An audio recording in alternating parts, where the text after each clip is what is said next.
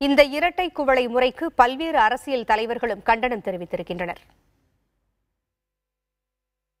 நம்ம இல்லைன்னு நினைக்கிறோம். ஆனால் இது பல இடங்களிலே, பல கிராமங்களிலே, நம் கண்ணுக்கு தெரியாத இடங்களிலே தொடர்ந்து இருந்து கொண்டிருக்கக்கூடிய ஒரு பிரச்சனை தான்.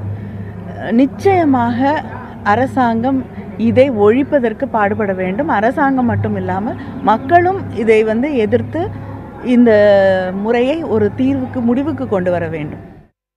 85 விதமான தீண்டாமை இருக்கிறது. 78 விதமான வன்கொடுமை இருக்கிறது. காலில் செருப்பு போடக்கூடாது, மூத்திரத்தை குடிக்க வைப்பது என்பது இருக்கிறது.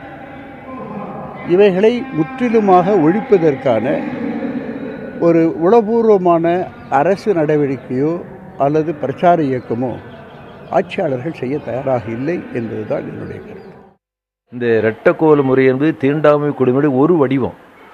இன்னும் பல வடிவங்களில் தலித்து மக்கள் கோயிலுக்குள்ளே போக முடியாது, சமமாக சில இடங்களில் உங்களுக்கு விழாக்கள் கலந்து கொள்ள முடியாது என்று பல வடிவங்களில் தீண்டாமை கொடுமை நீடிச்சுக்கிட்டு இருக்கு.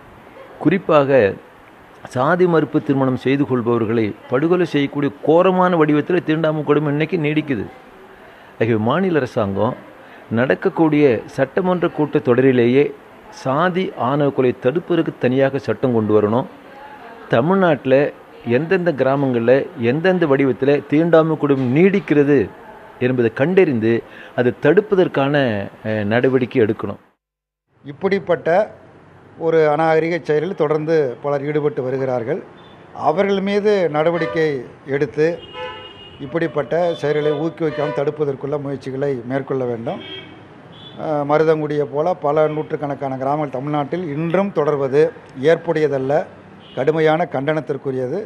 அரசும் மாவட்ட நிர்வாகமும் குறிப்பாக காவல்துறையும் உரிய நடவடிக்கைகளை மேற்கொள்ள வேண்டும் என்று இந்திய கம்யூனிஸ்ட் கட்சியின் சார்பில் கேட்டுக்கொள்கின்றேன்.